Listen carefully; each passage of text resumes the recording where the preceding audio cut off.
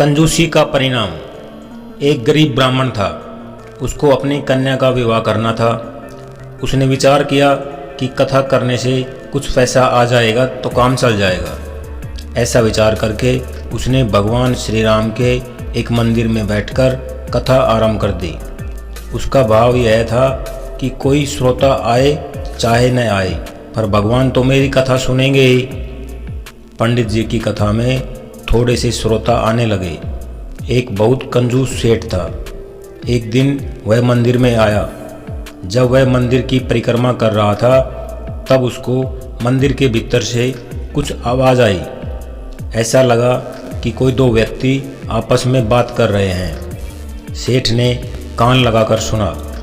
भगवान श्री राम हनुमान जी से कह रहे थे कि इस गरीब ब्राह्मण के लिए 100 रुपयों का प्रबंध कर देना, जिससे कन्यादान ठीक हो जाए। हनुमान जी ने कहा कि ठीक है महाराज, इसके 100 रुपये का प्रबंध हो जाएगा। सेठ ने यह सुना तो वे कथा समाप्ति के बाद पंडित जी से मिले और उनसे कहा कि पंडित जी, कथा में रुपए आ रहे हैं या नहीं। पंडित जी बोले कि श्रोता लोग बहुत कम आते हैं, रुपए कैसे आएंगे।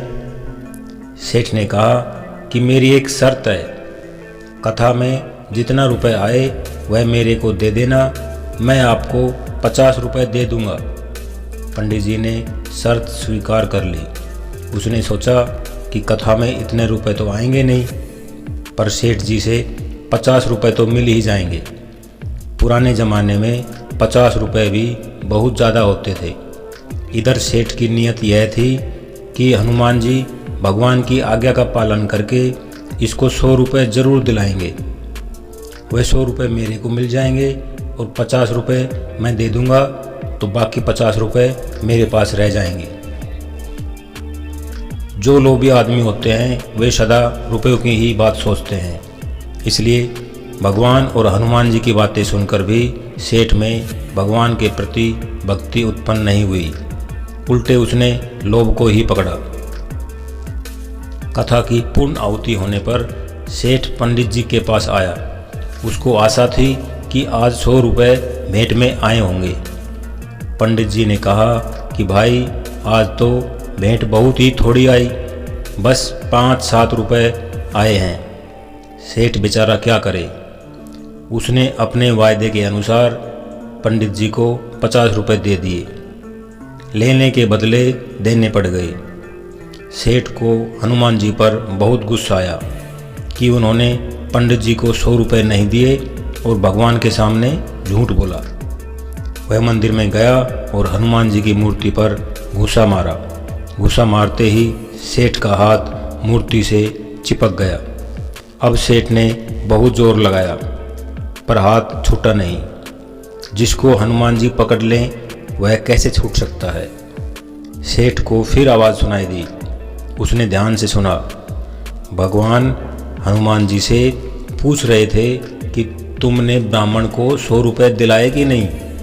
हनुमान जी ने कहा कि महाराज, 50 रुपये तो दिला दिए हैं, बाकी 50 रुपयों के लिए सेठ को पकड़ रखा है।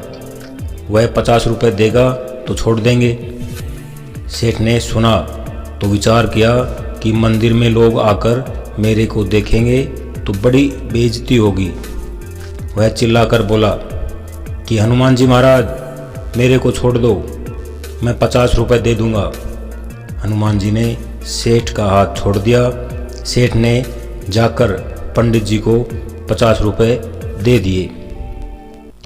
जीवन में धन का महत्व बहुत ज़्यादा है, पर इसका संतुलन के साथ इस्तेमाल करना बेहद ज़रूरी है। ज़्यादा कंजूसी और ज़्यादा फिजूल खर्ची ठीक नहीं होती है। दोनों ही दरिद्रता का संकेत है। धन होते हुए भी दरिद्रता और धन चले जाने से भी दरिद्रता। इसलिए हमें जीवन में हर काम में संतुलन बनाकर रखना चाहिए। अगले वीडियो में फिर मिलेंगे एक और नई जानकारी के साथ। तब तक अपना ख्याल रखिए और हमेशा मुस्कुराते रहिए। अच्छा सोचें, अच्छा देखें, अच्छा सुनें, अच्छा बोलें और अच्छा ही करें। जय हिंद।